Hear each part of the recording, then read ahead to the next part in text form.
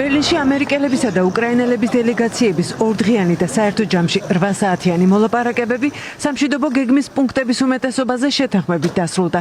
შემუშავდა გეგმის რამდენიმე ვარიანტი, თუმცა კვლავ ღიარჩება ტერიტორიების საკითხი.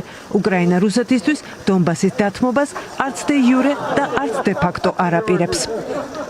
არ მიმაჩნია, რომ შეერთებული შტატები ჩვენგან რაიმეს ითხოვდა. ამერიკას განვიხილავთ როგორც სტრატეგიულ პარტნიორებს. ამიტომ ჩემი ფორმულირება ასეთი იქნება. ტერიტორიების საკითხზე რუსების ხედვის ან მათი მოთხოვნების შესახებ ჩვენ მოვისმინეთ შეერთებული შტატებისგან და ამას ვიღებთ როგორც რუსეთის მოთხოვნას. დათმობებზე წასვლის საკითხი აქტუალური აღარ არის. სამშვიდობო გეგმის ახალ რედაქციაში დესტრუქციული იდეები აღარ არის. ჩემთვის ეს მნიშვნელოვანია, რადგან ღირსება მნიშვნელოვანია.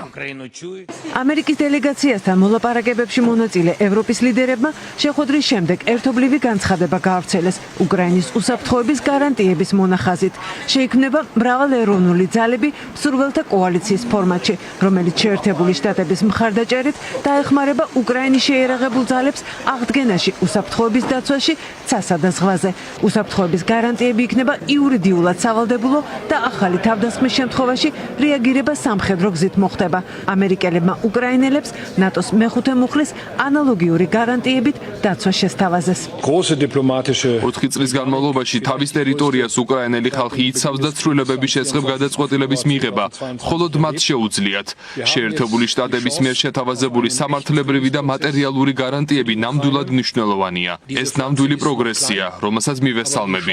რუსეთის მხრიდან ახალი თავდასხმის შემთხვევაში უკრაინა შეძლებს თავი დაიცვას არამხოლოდ საკუთარი ძალებით, არამედ იმ ქვეყნების მხარდაჭერითაც, რომლებიც შესაბამის ვალდებულებებს აიღებენ საკუთარ თავზე.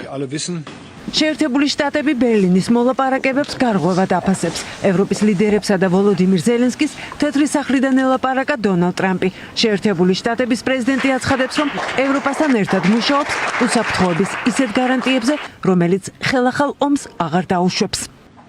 ულახდილად რომ თქვათ, უკრაინელებმა უკვე დაკარგეს ტერიტორია. ტერიტორია დაიკარგა. უსაფრთხოების გარანტიებზე ვიმუშავებთ ევროპასთან ერთად.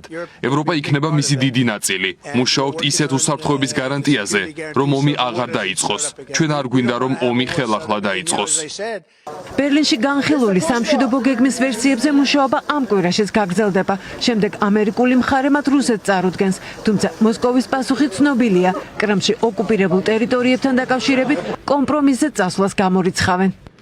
2022 წლის შემდეგ ორი რესპუბლიკა დონბასის რეგიონში გახდა რუსეთის განუყოფელი ნაწილი რეფერენდუმის შედეგად, რომელიც ჩატარდა ამ რეგიონებში.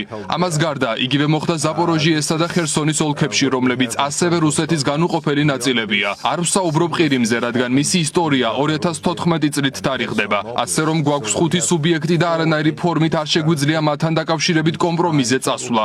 ვინაიდან ჩვენი აზრით ეს იქნება ჩვენს კონსტიტუციაში ჩადებული ჩვენი სახელმწიფოებრიობის ფუნდამენტური ელემენტის გადახედვა. ბერლინიდან ვოლოდიმირ ზელენსკი ნიდერლანდებში გაემგზავრა და სიტყვით გამოვიდა პარლამენტში. უკრაინის ლიდერმა რუსეთი ქრონიკულ დამნაშავეს შეადარა, რომელიც დარწმუნებულია, რომ დაჭერას გადაურჩება. რუსეთი ყოველთვის მოითხოვს, რომ რაღაც უნდა დათმოს ვინმემ, რომ თვითონ მკვლელობები შეწყვიტოს. მისმა ამ ლოგიკამ ჩვენი ქვეყნის წინააღმდეგ ომში საშიშ მასშტაბებს მიაღწია. რუსეთი შემოიჭრა ჩვენს სახლში, ანგრევს ჩვენს ქალაქებს, ჩვენს სოფლებს, ხოცავს ხალხს, ჩვენს ბავშვებს და ამავდროულად მოითხოვს დავთმოთ ჩვენი მიწის ნაწილი, რომლის დაპყრობაც ვერ მოახერხა. სიმართლე ისაა, რომ საქმე გვაქვს ქრონიკულ დამნაშავესთან.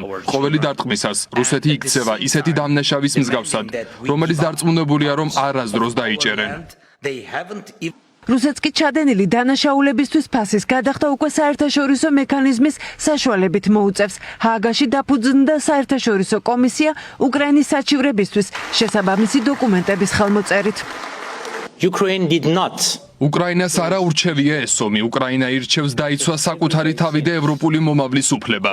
ჩვენი პასუხისმგებლობაა ამ უფლების დაცვა იარაღით, როდესაც საჭიროა და სამართლიანობით და ღირებულებებით, რომლებიც გვაქვს. ევროსაბჭოს კონვენცია, რომელსაც დღეს ვაწერთ ხელს, არის სამართლიანობა იმ ბავშვებისთვის, რომლებიც გაიყვანეს უკრაინიდან და იმ ხალხისთვის, რომლებიც აღარ დაბრუნდებიან. შემოგვიერთდა 44 ქვეყანა და ევროკავშირი. მივიღეთ 85,000-ზე მეტი საჩივარი.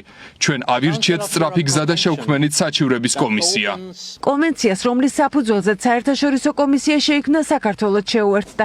ეს ორგანო ნიდერლანდებში იმუშავებს და ომის დაწყების შემდეგ რუსეთის მიერ უკრაინაში ჩადენილი საერთაშორისოდ აღიარებული უკანონო ქმედებებით გამოწვეული ზარალის კომპენსირების მოთხოვნებს განიხილავს.